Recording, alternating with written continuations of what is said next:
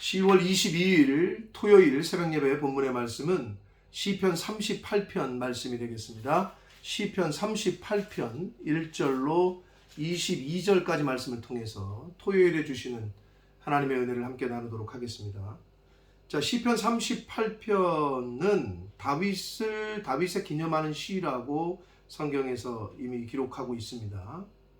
이 38편은 내용상 참회 시에 회개하고 하는 참회하는 그러한 내용으로 되어 있어서 참회 시에 해당이 되는데, 시편에는 일명 다윗의 7대 참회 시가 있다고 이제 학자들이 분류를 합니다.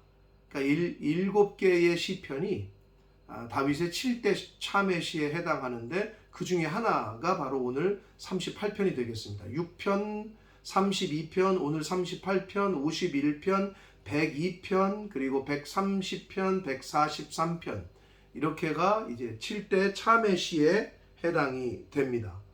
그 중에 하나가 이제 오늘 말씀이 되겠고, 내용상 학자들이 연구를 했어요. 근데 내용상, 시기상 그 밧세바 사건, 사무엘하 그 11장에 나오는 밧세바를 범한 이후에 그 자신의 그 죄를 하나님 앞에 회개하는, 그러한 참회하는 그러한 내용의 시편을 진 것이 아니겠느냐, 이렇게 추론을 하고, 그 해석이 거의 정통한 해석으로 많이 인정을 받고 있습니다. 그래서 하나님의 징계를 받은 다윗이 그 하나님의 징계를 받으면서 하나님 앞에 회개하고 참회하는 그러한 내용으로 이제 구성이 되어 있다, 이렇게 보시면 돼요. 자, 한 절씩 보도록 하겠습니다. 여호와여, 주의 노하심으로 나를 책망하지 마시고 주의 분노하심으로 나를 징계하지 마소서라고 말씀합니다. 그러니까 자신이 당하고 있는 그 징계, 자신이 당하고 있는 그 환난과 어려움, 이 모든 것이 하나님의 노하심이었다, 자기의 죄로 인한, 그리고 하나님의 징계다라고 인정을 하면서 시작을 합니다. 그러니까 하나님의 심판의 그 어떤 주권, 하나님의 나를 징계하시는 것에 대한 걸 인정을 하고 있다는 게 제일 중요합니다. 2절을 보시면 주의 화살이 나를 찌르고 그래요. 주의 화살은 하나님의 심판을 상징할 때 주로 쓰였던 내용입니다. 표현입니다. 주의 화살이, 즉 하나님의 징계가 나를 찌르고 주의 손이 나를 심히 누르시나이다 라고 고백합니다. 주의 손이 나를 누른다는 것은, 하나님의 손은 하나님의 전지전능, 권능, 전능성, 이런 것을 표현하거든요. 자, 그래서 하나님께서 나를 지금 징계하시고 있다라는 걸 다시 한번 2절에서 부각을 하면서 고백합니다. 3절, 주의 진노로 말미암아 내 살에 성한 곳이 없사오며 나의 죄로 말미암아 내 뼈에 평안함이 없나이다. 자기가 지금 그 징계를 당하고 어려움을 당하고 하는 것은 결국 자신의 죄 때문임을 고백하고 있고, 그 죄로 말미암아 하나님이 지금 자신에게 징계하고 계신 거다라고 거듭 밝히고 있습니다. 그래서 하나님이 자신을 징계하심으로 자기야 살이나 뼈나, 그러니까 온 몸이 지금 성한 곳이 없음을 이야기를 하고 있습니다. 그러니까 주의 징계로 인해서 극한 고통에 지금 자기가 시달리고 처해 있다라는 것을 아주 직설적으로 표현을 해주고 있어요. 4절 보시면 내 죄악이 내 머리에 넘쳐서 무거운 짐 같으니 내가 감당할 수 없습니다 라고 말합니다. 자신의 죄악이 자신의 머리에 꽉 찼다는 거죠. 그래서 무거운 짐처럼 느껴지고, 그거를 그 양심의 가책을 받는 거죠. 감당할 수 없습니다. 창세기 4장에 보면 동생 아벨을 죽인 가인이 죽이고 나서 뭐라고 고백하냐 하면, 내 죄악이 너무 중하여, 내 죄의 벌이 너무 중하여 내가 견딜 수가 없습니다 라고 한 그 말씀이 생각이 나요. 자신이 지금 죄진 게 너무 무거워서 자기가 감당할 수 없습니다 라고 고백을 합니다. 5절 봅니다. 내 상처가 썩어 악취가 나오니 내가 우매한 까닭입니다. 자신이 어리석었다는 걸 인정하는 거죠. 자신이 그렇게 밧세바를 범한 거, 신하의 아내를 신하를 죽이고 이 모든 것들이 자신이 어리석었고 자신의 그 큰 죄악을 지금 하나님 앞에 그대로 토로하면서 자신의 상처가 썩어 악취가 난다 라고 표현을 했는데 여러분 우리가 그 상처가 나서 이게 곪으면 시간이 지나면 썩잖아요. 치료를 안 하면, 약을 안 먹으면. 근데 비슷해요. 육체는 그런데요, 우리의 영은, 마음은 죄를 그대로 방치하잖아요. 이게 인펙션 된 거, 이 감염된 거를 그대로 두면은 썩잖아요. 죄에 감염이 되는데 그대로 두잖아요. 해결 안 하고. 그러면 심령이 썩어요. 마음이, 영혼이 골마 터져요. 그렇기 때문에 감염된 거는 육체건 마음이건 빨리 해결해야 돼요. 약을 먹어야 되고 심하면 수술 받아야 되고. 육체는 약 먹고 뭐 수술 받으면 돼. 마음은 어떡할 거냐? 보이지 않는 영이신 하나님의 말씀으로만 우리가 치료가 가능하고 예수 그리스도의 은혜로만 그것이 회복이 가능합니다.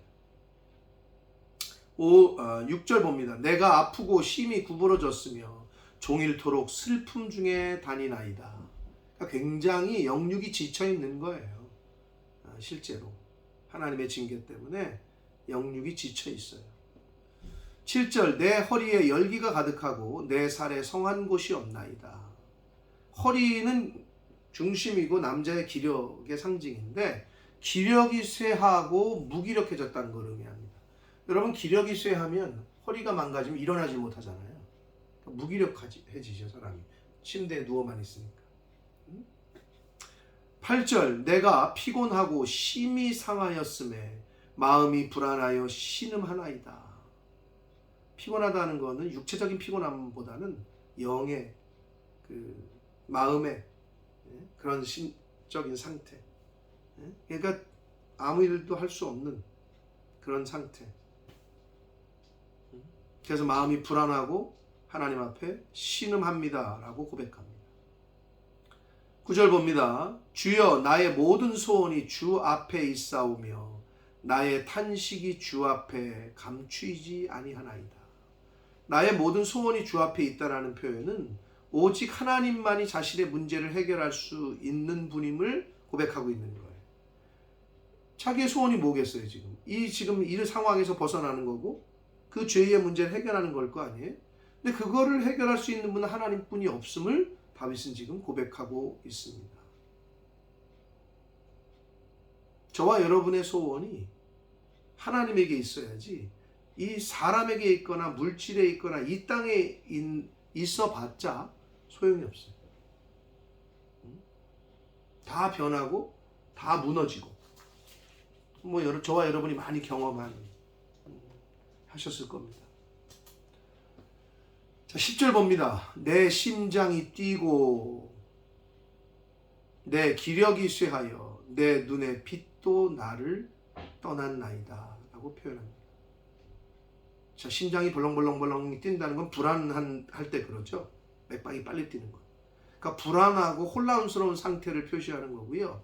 기력이 쇠하여 내 눈의 빛도 나를 떠났다는 면은 사람이 여러분 왜 아프면 의사 선생님들이 왜 눈을 뒤집어 까잖아요. 병원에 가면. 요즘도 그렇긴 한데 하여튼 옛날엔 특히 그랬던 것 같은데 눈을 이렇게 보잖아요. 왜냐하면 눈에 마음의 창이기 때문에 눈을 딱 보면 알 수 있단 말이에요. 근데 빛이 상실이 됐다, 빛이 나갔다는 표현은 완전히 지금 산송장처럼 됐다, 그렇게 보시면 돼요. 11절 봅니다. 내가 사랑하는 자와 내 친구들이 내 상처를 멀리하고 내 친척들도 멀리 섰나이다. 자, 11절부터 16절까지에서는 친구들에게 버림받고 원수들에게 조롱당하는 자신의 비참한 심경을 지금 토로를 하나님 앞에 하는데, 사랑하는 자, 친구들이 지금 다윗의 상황을 보고 다 떠났다는 거예요. 멀리. 여러분 요즘 세상도 마찬가지예요. 어려울 때 내 곁을 지키는 사람이 진짜 친구고, 어려울 때 나를 끝까지 도와주는 사람이 진짜 친구고 가족 아니겠어요? 그래서 상황이 뭐 잘 나갈 때, 내 지갑에 돈이 많을 때, 내 통장에 내 계좌에 돈이 많을 때, 그때는 당연히 사람이 많아요. 근데 이제 완전히 망해봤을 때, 부도나고 막 쫓겨다니고 그럴 때 알 수가 있어요. 누가 진짜인지. 12절 봅니다. 내 생명을 찾는 자가 올무를 놓고 나를 해하려는 자가 괴악한 일을 말하여 종일토록 음모를 꾸미오나. 나는 13절 같이 있습니다. 못 듣는 자 같이 듣지 아니하고 말 못하는 자 같이 입을 열지 아니하오니. 자, 대적자들이 올무를 놓고 거짓을 말하고 음모를 꾸미고 하는데, 다윗은 지금 듣지 못하는 자처럼 아무것도 듣지 아니하고 말 안 하고 있다는 거잖아요. 여러분, 성도는 때로는 억울한 일을 당해도 침묵할 때가 필요해요. 나는 지금 거짓말하고 막 그 음모를 뒤집어 씌우고 막 억울함을 뒤집어 씌울 때 거기 맞짱을 뜨잖아요. 그럼 이게 일이 더 커져. 차라리 침묵하고 하나님이 해결하시고 하나님이 개입하시기를 기다리고 기도하는 것이 지혜롭습니다. 그래서 때로는 성도는 억울한 일을 당해도, 거짓된 일을 당해도 침묵할 필요가 있다. 다윗은 그런 측면에서 지금 입을 열지 않겠다는 거예요. 14절, 나는 듣지 못하는 자 같아서 내 입에는 반박할 말이 없습니다. 지금 뭐라고 말할 힘도 없는 거죠. 지금 뭐 말싸움, 다툼, 뭐 가려내고 뭐 이게 진짜네, 네가 틀렸네, 내가 맞았네, 이거 할 힘도 없는 거예요. 지금 심적 상태가. 15절, 여호와여 내가 주를 바라싸우니 내 주 하나님이 내게 응답하실 겁니다 라고 고백합니다. 자, 이 15절이 중요한 게 뭐냐면, 대적들이 그렇게 자기를 누명을 씌우고 음모를 하고 뭐 온소리를 다 해대도 자기는 하나님만 바라본다는 거예요.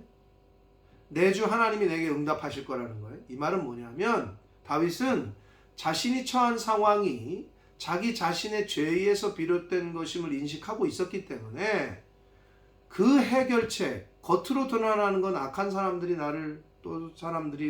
나를 억울하게 하고 누명을 씌우고 뭐 하는 것 같지만, 지금 자기가 처한 그 상황의 해결책은 사람과의 논쟁에서 시시비비를 가리는 것이 아니라 오직 하나님과의 관계 회복에 있음을 다윗은 알았던 거예요.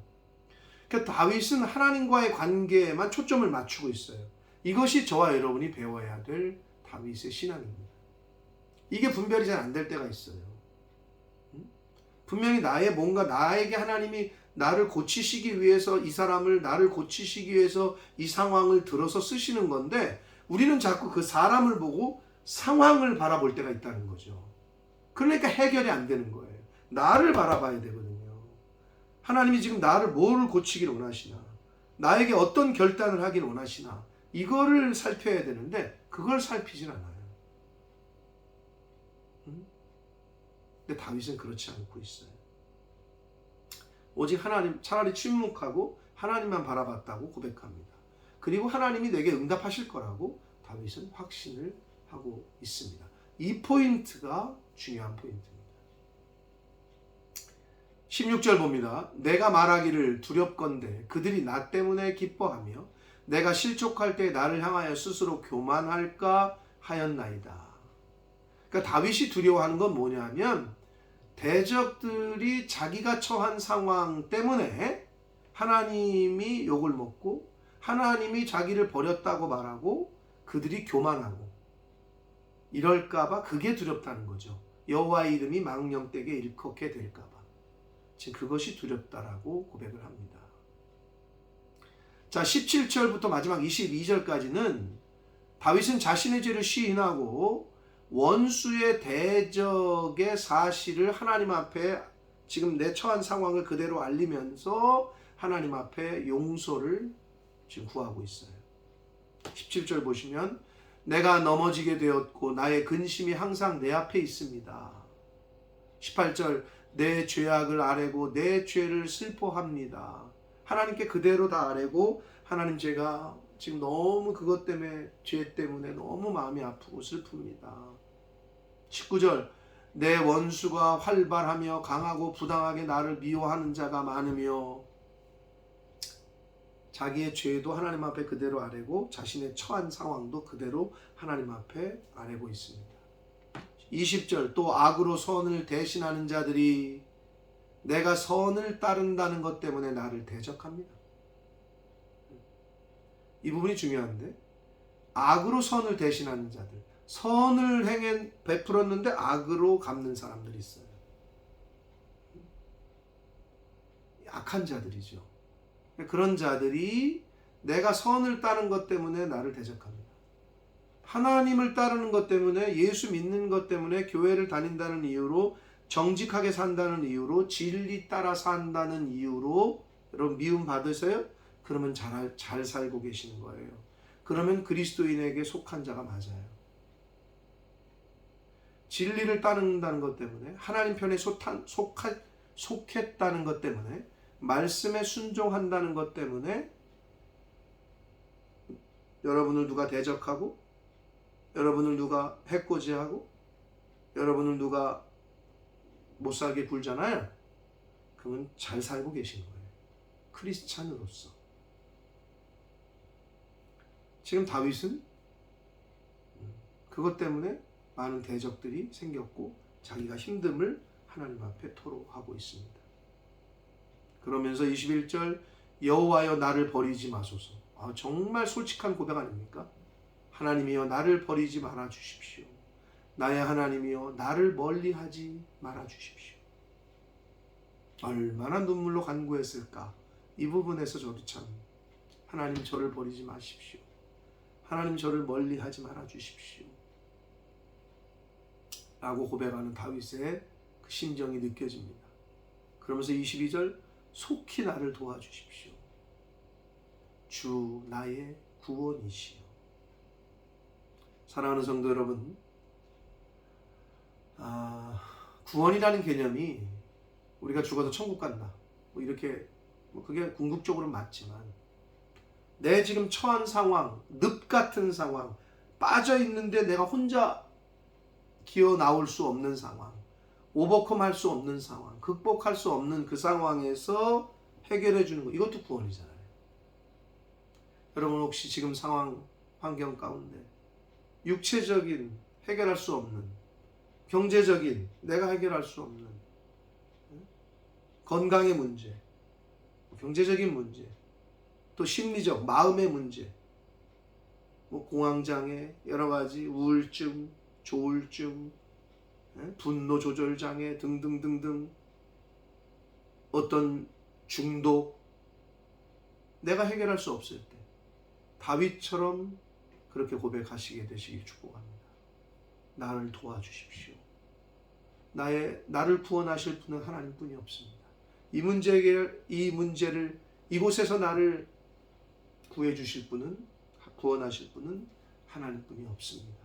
라고 고백하시고 그렇게 다윗처럼 기도하시는, 하나님 앞에 다 아뢰시는 저와 여러분 되시길 축복합니다. 그러하실 때 하나님께서 분명히 들으시고 응답하시고 인도해 주실 줄 믿습니다. 기도하겠습니다. 살아계신 하나님 아버지, 감사와 찬송과 영광을 올려드립니다. 하나님의 은혜로 오늘도 새날 주시고 생명 주시고 하나님의 말씀을 또 허락하셔서 하루를 말씀을 전하고 들음으로 시작하게 해주시니 하나님 감사합니다. 아버지, 다윗이 하나님 앞에 참의 기도를 올려드렸습니다.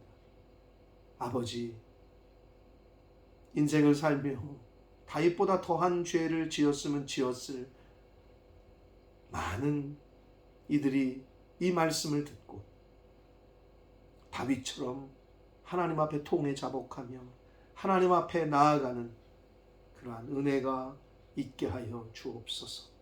아버지, 나를 도우실 분, 나를 구원하실 분 하나님뿐이 없음을 고백하오니 주님, 나를 멀리하지 마시고 나를 버리지 마시고 나를 속히 도와주옵소서.